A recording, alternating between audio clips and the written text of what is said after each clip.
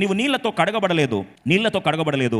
అప్పుడు నేను నీళ్లతో నిన్ను కడిగి నీ మీదనున్న రక్తమంతయు తుడిచి నిన్ను నూనెతో అంటించుని. బాగా వినండి, ఎప్పుడైతే నీళ్లతో కడగబడలేదో తృణీకరించబడింది, శక్తి లేదు.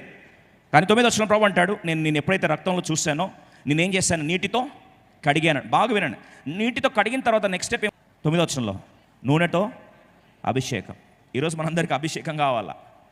ఎంత పిచ్చి తెలుసా? అభిషేకం ఎంత పిచ్చి మనకంటే, అభిషేకం లేకుండా ఉత్తగా ఆయిల్ ఇస్తే కూడా కొనేస్తాం. మీటింగ్కి తైలాభిషేక పండుగ అంటే పోయి దొరికిందే, అది ఏం అభిషేకం కూడా తెలియదు. ఈరోజు మాట జాగ్రత్త విందాం. అభిషేకం ఎప్పుడు వస్తుంది? అప్పుడు నేను 9వ వచనం, నీళ్లతో నిన్ను కడిగి తుడిచిన తర్వాత నేనేం చేస్తాను, నూనెతో అంటుతాను. ఇప్పుడు నీళ్ళు అంటే వాక్యం అనే ఉదక స్నానము లేకుండా, వాక్యం అనే ఉదక స్నానం చేత శుద్ధి చేయబడకుండా నువ్వు అభిషేకించబడాలని కోరుకుంటే అది జరిగే పరిస్థితి కాదు. అర్థంలో ఒకసారి చేస్తారు. Don't expect anointment without regeneration of word.